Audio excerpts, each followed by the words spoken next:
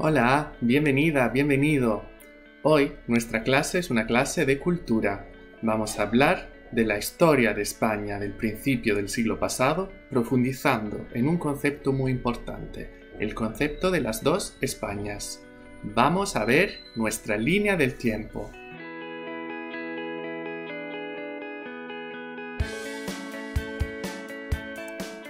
Bueno, para hablar del concepto de las dos Españas, tenemos que decir que es un concepto antiguo que se remonta por lo menos al siglo anterior, el siglo XIX, un siglo lleno de enfrentamientos ideológicos, por ejemplo, entre afrancesados y patriotas, luego entre carlistas e isabelinos, en general entre progresistas y conservadores. Y el siglo XIX se concluye con un acontecimiento muy importante, que es el desastre del 98, cuando España pierde sus últimas colonias de ultramar, Cuba, Filipinas y Puerto Rico.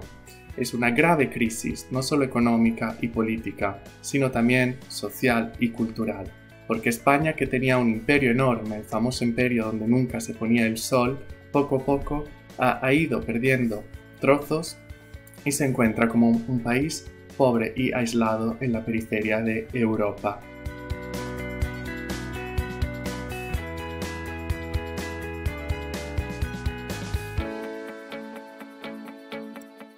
A causa de la difícil situación en la que se encontraba el país después del desastre del 98, España permaneció neutral durante la Primera Guerra Mundial, pero eso no le ayudó a recuperarse económicamente.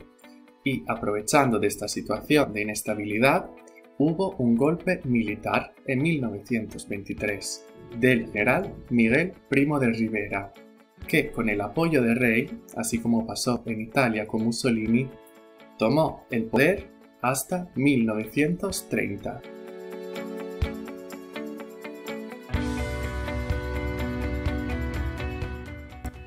Después del final de la dictadura de Primo de Rivera, en las primeras elecciones ganaron los partidos republicanos, así que a partir de 1931 empezó la Segunda República Española.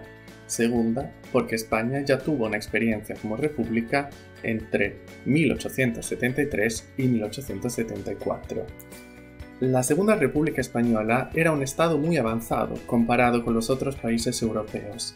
Por ejemplo, porque se votaba con sufragio universal masculino y femenino, entonces las mujeres en España pudieron votar mucho antes que en Italia. También se pusieron en marcha reformas a favor del Estado laico, o sea, de la separación entre Iglesia y Estado. También se reconocieron distintas autonomías. Como sabéis, España es un país que tiene muchas lenguas, muchas culturas, y fueron reconocidas por la República. Y se pusieron en marcha muchas reformas, por ejemplo, de la educación o, por ejemplo, la reforma agraria.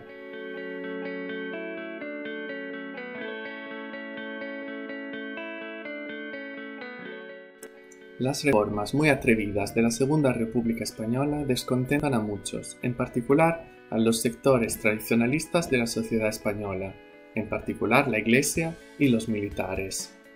Nace un nuevo movimiento, la Falange, movimiento de extrema derecha inspirado en el fascismo italiano, fundado por José Antonio Primo de Rivera, el hijo de Miguel Primo de Rivera.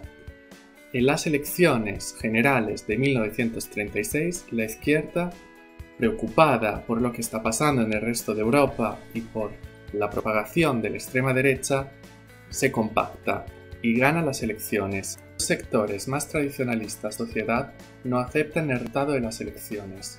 Parte el ejército entonces a conspirar y se organiza un levantamiento militar al mando del joven general Francisco Franco.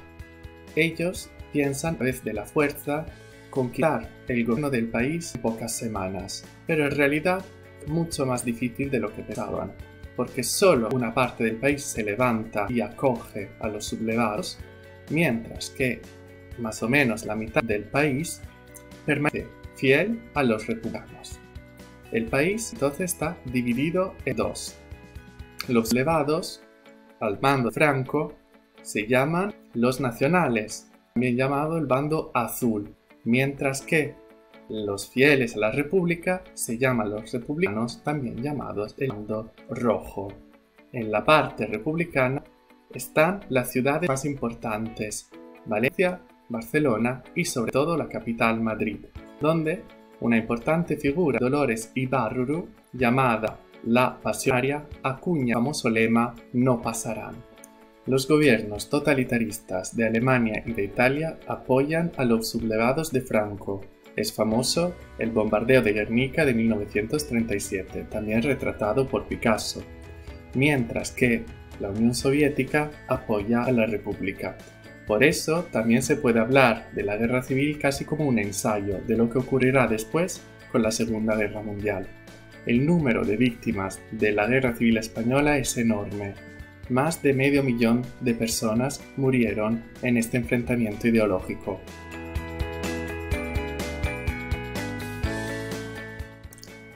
Hemos visto rápidamente las grandes diferencias ideológicas de esta parte del siglo y los acontecimientos históricos por ellas causados.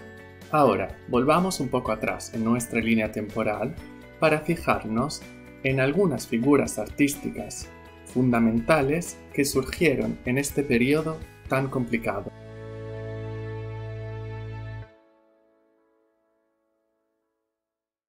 En los años 20, en plena dictadura de Primo de Rivera, había un lugar fundamental en Madrid, la residencia de estudiantes, donde no solo estudiaban, sino también vivían algunas importantes figuras del arte, de la música, de la ciencia.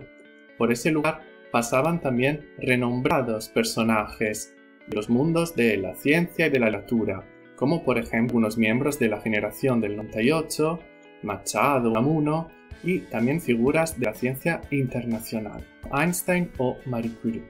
Es en este lugar que nace una importante nueva generación literaria, llamada la generación del 27.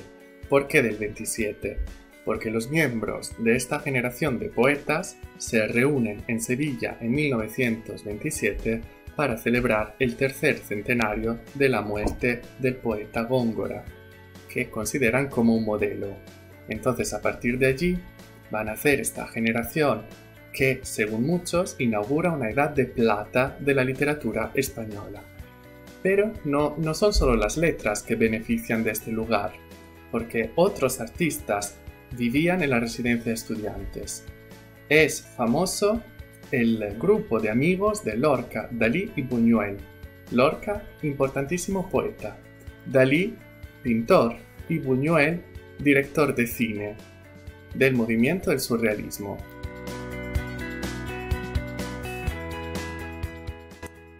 Espero que este pequeño recorrido por estos años tan difíciles de la historia de España os haya sido útil. Muchas gracias por vuestra atención y hasta pronto.